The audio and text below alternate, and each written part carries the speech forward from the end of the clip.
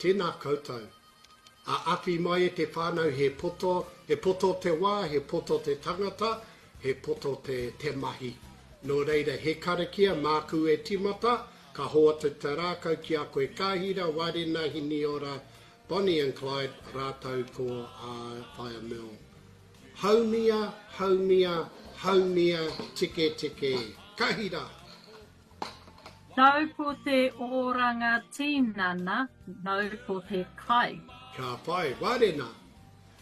Nau ko te oranga kiko, nau ko te taro. Woohoo! Hini ora. Nau ko te manaakitanga, nau ko te pātaka. Kelly! Nau ko te oranga wairua. Ka pai, Mel!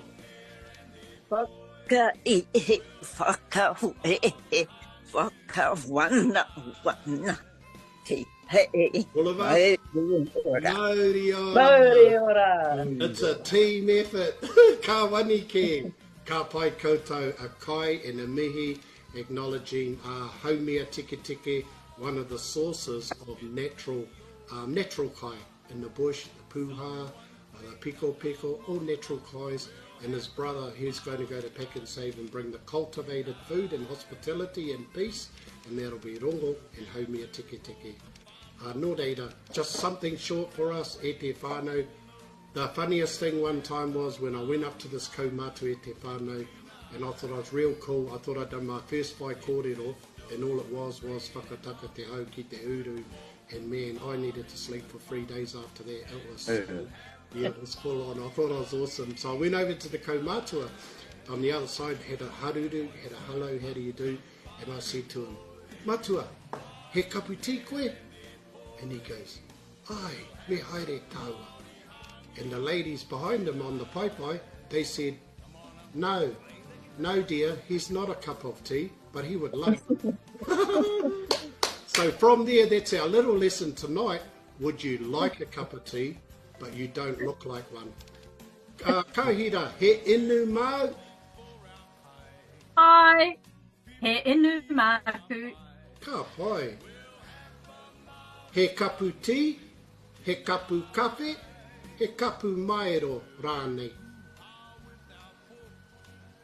He kapu tī, māku, hoa. Ka pai. He miraka mau? Ai, he miraka māku. Ka pai. He huka mau? Ai, kia rima ngā huka, hoa. Ka mautuehi, kia rima ngā huka. Ai, kia rima. Kia tūpato mo te mate huka. Oh, aira. Ka pai kahira, ka pai koutou. Warena, he inu mau? Ai, he inu māku. Ka pai. Pirangi he wai reka, he wai Māori, he wai piro rānei. He waireka. He wai reka, ka pai matua. Oh, anei, kia ora, kia tūpato. Kia ora. Ka pai koutou. Hini ora, he inu mau? Ai, he inu māku. Ka pai.